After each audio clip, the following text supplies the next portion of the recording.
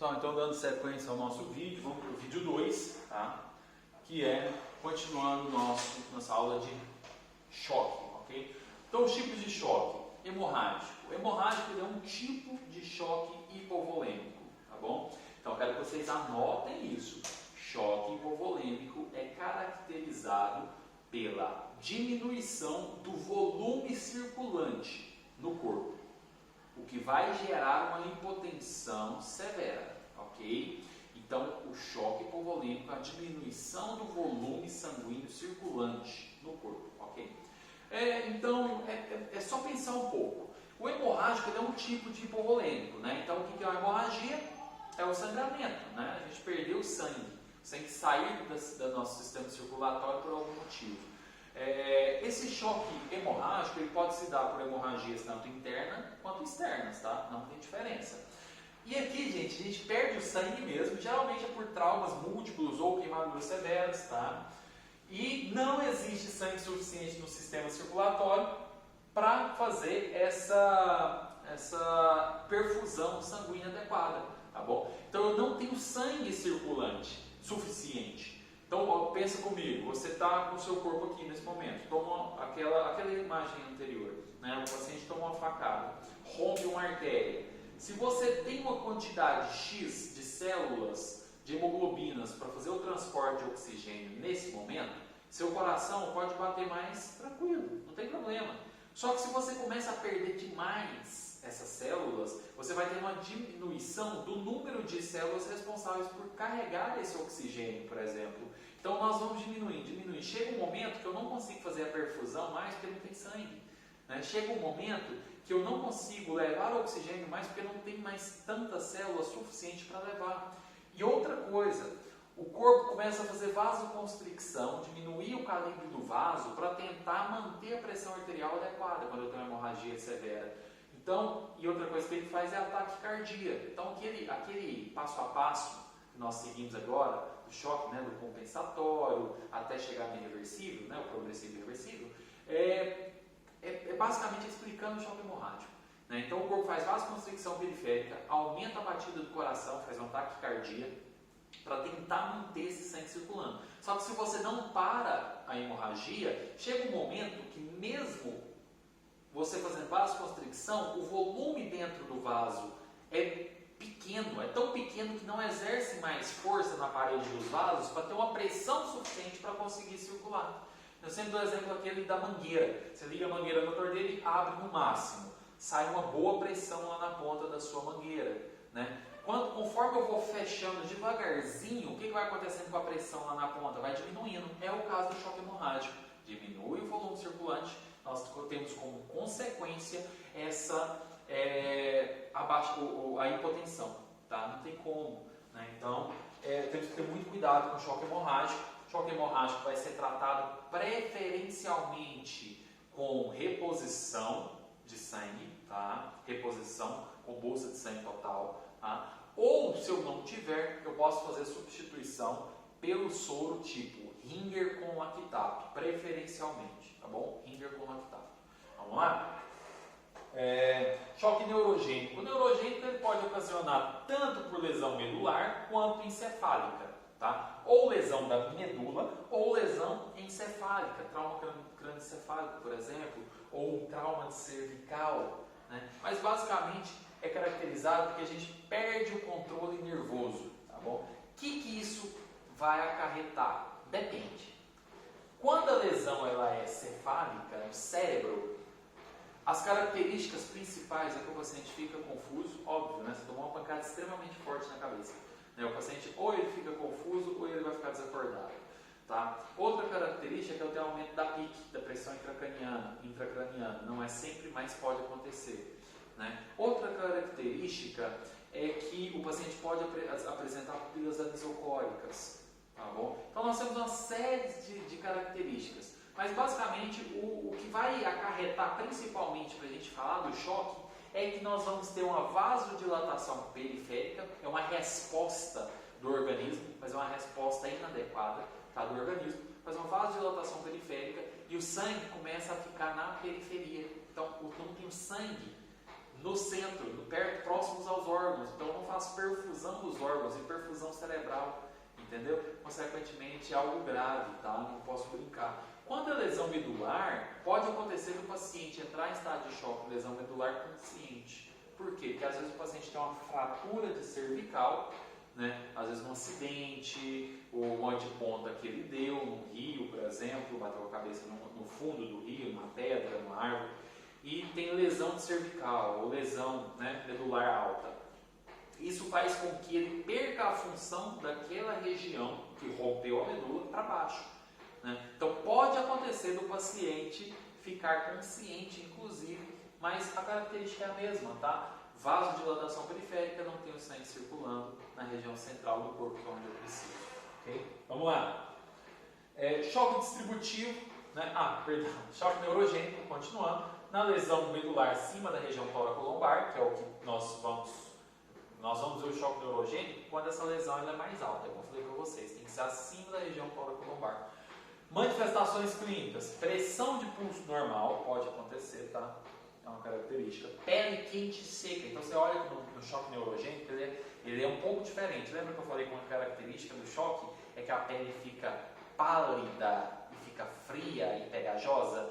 No choque neurogênico não. Ele é um dos... Alguns choques eles têm algumas peculiaridades. Este é um deles, tá? Ele tem... Por quê? Porque ele faz... Por que a gente tem que pensar? Por que a pele fica quente? Porque uma característica do choque neurogênico é que eu tenho vasodilatação periférica, ou seja, o sangue se acumula na periferia, inclusive na pele, entendeu? Como eu tenho uma grande quantidade de fluxo sanguíneo na pele, a pele fica mais quentinha, entendeu? E rosadinha, tá? Bradicardia, então eu vou ter, em vez de taquicardia, eu vou ter bradicardia. Tudo isso acontece, gente, por conta da ação do sistema parasimpático, tá? Por isso que eu falei que é uma resposta inadequada, digamos assim, do organismo naquele momento, mas que acontece, né, por conta de uma ação do parasimpático. O paciente pode ficar alerta, orientado e lúcido, tá? Só que ele não tem reflexos, né? Então esse aqui é o choque medular que a gente chama. No choque hipovolêmico, gente, essa slide era para estar para trás, não tem problema não, né? Voltando lá para o hipovolêmico, eu já falei sobre isso, mas basicamente é sobre a questão do tratamento, que nós temos que fazer reposição volêmica, né? Aí ele pode ser ou com soro Ringer lactato, mas preferencialmente a bolsa de sangue. Solução fisiológica, a gente pode fazer? Pode, porém quando a gente faz solução fisiológica em grandes volumes, você pode gerar um quadro de hipercloремia, tá? Então a gente não quer, então obviamente nós vamos preferencialmente usar o sangue, se não tiver o Ringer lactato. Controle do sangramento externo, se for sangramento externo, se for hemorragia externa. Se for interna, gente, tem algumas características, tá? Por exemplo, hematoma em expansão, roxo. O paciente sofreu um acidente, você olha no abdômen dele, está um roxo. E esse roxo vai aumentando, né? A gente chama de hematoma em expansão. Isso é uma característica. Taquicardia é uma característica. Alteração do nível de consciência é uma característica. Então são sinais do choque. O paciente vai apresentar sinais de choque hipovolêmico só sem ter sangramento, porque possivelmente é uma hemorragia interna. Quando for, gente, considerar a possibilidade do transporte imediato para um hospital. Por quê? Porque hemorragia interna é centro cirúrgico, né? A gente precisa encontrar a hemorragia interna, precisa abrir o paciente para fazer a hemostasia do paciente, tá? Parar esse sangramento. Calça pneumática anti-choque pode ser utilizada em transporte rápido, tá? A gente precisa. Choque psicogênico, esse daqui é aquela velha que vocês conhecem muito, né? Às vezes o paciente recebe uma notícia extremamente traumatizante e a pessoa entra em estado de choque, né? Quem nunca ouviu falar, fulana, né, ficou sabendo que o filho morreu de acidente ou foi assassinado e entrou em estado de choque. Nós temos aqui, basicamente, isso existe, tá? É um choque, realmente é um tipo de choque psicogênico. Mas é quando algo psicológico afeta a vítima. Basicamente, gente, é uma diminuição do fluxo sanguíneo cerebral, tem uma hipoperfusão sanguínea, obviamente, né, cerebral, tá? E isso faz com que a pessoa acumule o sangue no abdômen. Então é uma ação também parasimpática, mais ou menos lembra um pouquinho aquilo que acontece lá no nosso choque neurogênico, nesse sentido. E a pessoa vai ter uma síncope, tá? Vai desmaiar. Basicamente não tem grande importância clínica. Nós temos como um abrir via aérea do paciente, observar se ele não bateu a cabeça, se não tem suspeita de trauma cervical, porque na hora que a pessoa desmaia. Caso não tenha, você pode fazer a abertura de via aérea, que é a extensão do pescoço, tá bom? E pega as pernas do paciente e eleva pelo menos de 30 a 45 centímetros acima do nível do corpo, tá? Então você eleva essa perna do paciente, que ajuda o retorno venoso a acontecer e a gente levar um pouco de sangue, melhorar a perfusão sanguínea cerebral, ok? Vamos lá, próximo. Então, o próximo é aqui o choque cardiogênico. Então, não aqui ainda psicogênico, gente. Então, a ação parasimpática, como eu falei, né? Nervo vago. Há uma vasodilatação periférica e hipotensão, também falei, só que ela é transitória, então ela dura poucos minutos. Por isso que eu falei que ela tem não tem uma grande preocupação clínica. E é um ciclo vago vagal, né? Nervo vago. O choque cardiogênico, que é quando o miocárdio, o coração, ele não tem força, ele não consegue uma eficiência na contração para fazer com que o sangue circule. Então, o coração que não está conseguindo fazer o sangue circular, porque ele não tem força, às vezes, para bater, ou alguma coisa que está atrapalhando ele bater. Isso pode acontecer ou por lesão, ou por doença cardíaca, ou mesmo infarto, né, agudo do miocárdio. Olha lá, por exemplo, nós temos causas intrínsecas. O que são causas intrínsecas de dentro? Lesão do músculo cardíaco, por isquemia, né? Ou lesão contusa direta também. Então pode ser uma isquemia, né? Por exemplo, uma coronária, ela obstrui uma coronária. Nós temos ali como característica a isquemia do tecido, né? A falta de oxigenação do restante do tecido, porque o tecido ele vai entrar em sofrimento e vai morrer se a gente não fizer nada. E o paciente vai ter um infarto agudo do miocárdio, né? Pode ser uma causa, mas pode ser lesão contusa direta, por exemplo, uma facada.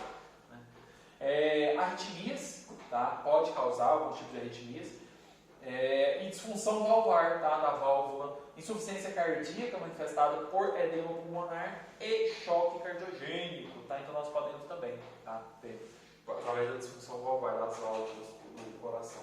E pode também ser por causas extrínsecas, ou seja, de fora. Quando a gente fala de intrínsecas de dentro, é tipo assim, quando eu falo de dentro, é relacionado ao coração. Extrínsecas é aquilo que não é, digamos que, culpa do coração. Ele não está conseguindo trabalhar, mas é porque alguma coisa de fora, que não ele, está atrapalhando. Um exemplo, o tamponamento do pericárdio. Quando nós temos um ferimento na região que envolve o coração, pode ter um acúmulo de sangue naquela região e aquilo ali começa literalmente a apertar o coração e o coração vai perdendo um espaço para ele relaxar. Lembra que eu falei para vocês que uma das chaves para a gente fazer uma compressão cardíaca adequada é dar tempo para o coração relaxar para que ele possa receber sangue? Então, aqui o que acontece? O coração começa a ser pressionado, então não consegue entrar sangue nos átrios, consequentemente o átrio não manda sangue suficiente para o ventrículo e o ventrículo não consegue fazer a circulação sanguínea. Por quê? Porque nós temos um tamponamento pericárdico, né? Ou pode ser por um pneumotórax hipertensivo, que aí já é a parte mais... O coração, gente, ele vai ficar aqui, né? E que nós temos ao lado? O pulmão do paciente, né? Aqui pode acontecer do paciente, por exemplo, ter um pneumotórax, que começa a dar um acúmulo, pode ser de ar aqui no caso, né? Pode ser um pneumotórax também, mas o pneumotórax é um acúmulo de ar fora, não dentro do pulmão, está fora do pulmão e começa a comprimir, a mesma ideia, começa a comprimir o pulmão, consequentemente comprimir o coração e ele não consegue ter esse enchimento dos átrios e ventrículos, consequentemente ele não tem sangue suficiente para bombear, né? Então vamos lá. Choque pode ser metabólico, o choque metabólico, também conhecido como choque insulínico, né, ou coma diabético. O paciente vai apresentar vômito, diarreia ou outras condições que causem perda de líquido e alteração do equilíbrio bioquímico do corpo. O choque metabólico é relacionado principalmente a esse desequilíbrio bioquímico do corpo, tá? Pode ficar mais tranquilo quanto a isso, que lá na frente nós vamos ter uma aula mais falar um pouquinho sobre diabetes, sobre a função da insulina no corpo, como que funciona, vocês vão entender um pouco melhor sobre aqui, tá? Choque séptico também, tá? É utilizado. O choque séptico, as toxinas de infecções graves causam vasodilatação. Sepse, gente, é uma infecção generalizada, tá bom? Então, Aqui estão a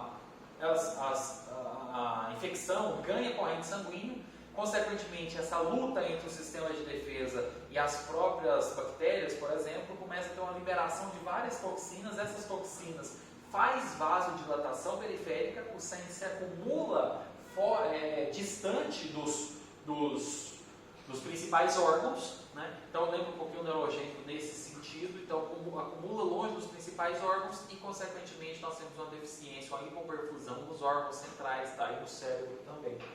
Aqui a tabelinha que vocês vão estudar um pouquinho depois sobre sinais e sintomas de cada tipo de choque, tá bom? Qualquer dúvida, novamente, vocês vão entrar em contato comigo. Vamos lá?